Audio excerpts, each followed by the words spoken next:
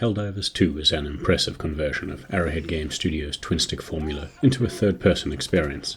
It's more visceral and immersive, placing you closer to the action, but it's still a sequel built on the same basic framework.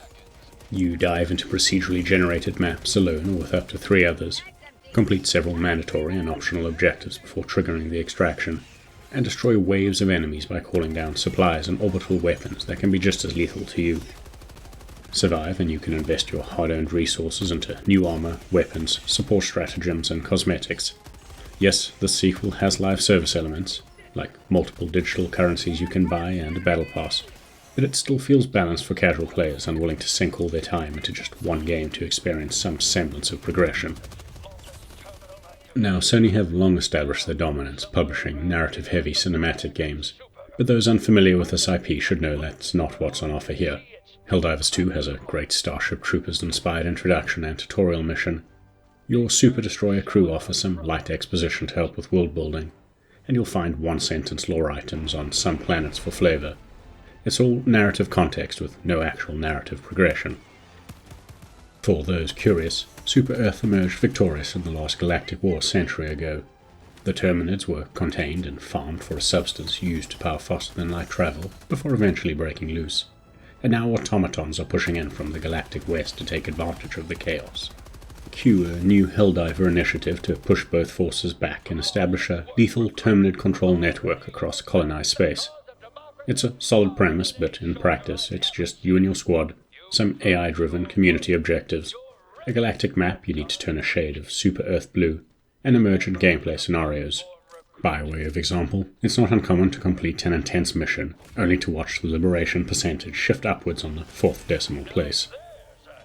All that said, Helldivers 2 nails the cinematic element, not just because the Terminids are straight out of Starship Troopers and the automatons channel Terminator vibes. I wouldn't call it the best looking game by current-gen standards, but it has a soft, filmic look, coupled with a strong focus on pyrotechnics and atmospheric effects.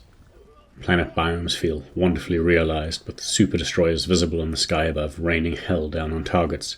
Explosions, plasma rounds and acid sprays are vibrant and striking as they tear through the air, while explosions can rip apart and deform the terrain.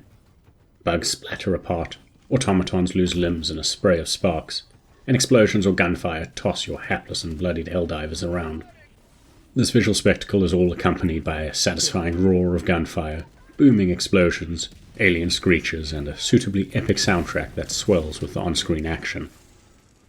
Although there's been some debate around the performance impact of the anti-cheat software on PC, I found it surprisingly scalable on a 3-year-old 8GB RTX 3070 gaming laptop, running at a mostly stable 4K 60, using high settings and the balanced temporal upscale setting.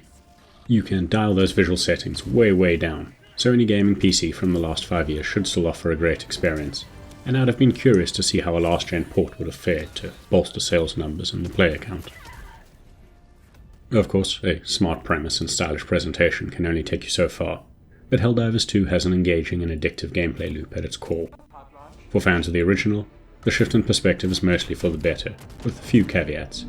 For newcomers, it's much easier to get up to speed, given how ubiquitous third-person shooters have become. You start on board your Super Destroyer, or that of the party leader, where you can unlock and tinker with your loadout. The party leader selects a mission and difficulty, you step into drop pods and select stratagems, pick a landing spot on the procedurally generated map, and hurtle towards probable doom. It's an inherently satisfying and grandiose start to each mission, even if the logistical support the Helldivers receive makes no sense for a seemingly disposable army. Once planetside, you'll be tackling a half-dozen mission variants. Most involve wiping out facilities, troop concentrations, or an elite enemy, but there are optional tasks like activating radar stations, destroying outposts, and disabling enemy artillery, all of which can reduce resistance while tackling primary missions or while waiting on extraction. Simple in theory, but rarely in execution, as Helldivers, even in heavy armor and with several squad boosters equipped, are inherently squishy. Being caught off guard by a patrol, flanked by an elite enemy, stepping onto a mine, or getting caught up in an artillery strike are often instantly fatal, even on the lowest difficulties. Planning, coordinated teamwork, and the intelligent use of stratagems is needed to tip the odds in your favour, and with full friendly fire the only setting, there's little alternative if you don't want to burn through all your reinforcement tokens. You'll need to move as a team, communicate by voice chat or pings, ensure someone always has the high ground or flank, decide on whether to engage or avoid patrols, and ideally bring several specialized weapons to deal with infantry rushes or armour. The thrill of playing Helldivers 2 comes from watching all the pieces fall into place as someone takes up Overwatch and drops a turret on your flank. Another player calls down a heavy strike on troop concentrations or enemy fortifications, followed by the remaining squad members tossing grenades and advancing under a hail of fire to clear out stragglers at close range. Of course, what follows next is usually semi-organized chaos as plans fall apart and you're then forced to think on your feet. For those who played the first game, the elevation changes and shift to third person drastically reduce the likelihood of friendly fire, when it's easier to shoot over or around other players, but it feels like explosive damage has been ramped up to compensate. With the new perspective offering far less situational awareness, being able to trust your allies feels even more important than ever, and if you're playing with randoms, make full use of the block player function to isolate team killers. Successfully extracting, ideally after tackling some optional objectives and recovering a few alien samples, rewards the player with experience, requisition points, upgrade materials, and medals. Mercifully, the upgrade structure feels suitably brisk and rewarding, with the free Battle Pass tier offering new weapons, armour, and boosters across all 10 levels, alongside the usual assortment of cosmetic and emote tat that adds little to the experience. Missions are so chaotic and full of explosions, you'll be tracking your allies by their name tags, not their attire. Leveling up unlocks new offensive and defensive stratagems to purchase with requisition points, with the high-level options usually offering a more effective variant rather than something situational. Meanwhile, alien samples are invested in new ship modules, which enhance stratagems further and add some visual flourish to your super-destroyer. It's a simple enough progression system that allows you to become a more self-sufficient Helldiver, but never to the point teamwork feels unnecessary.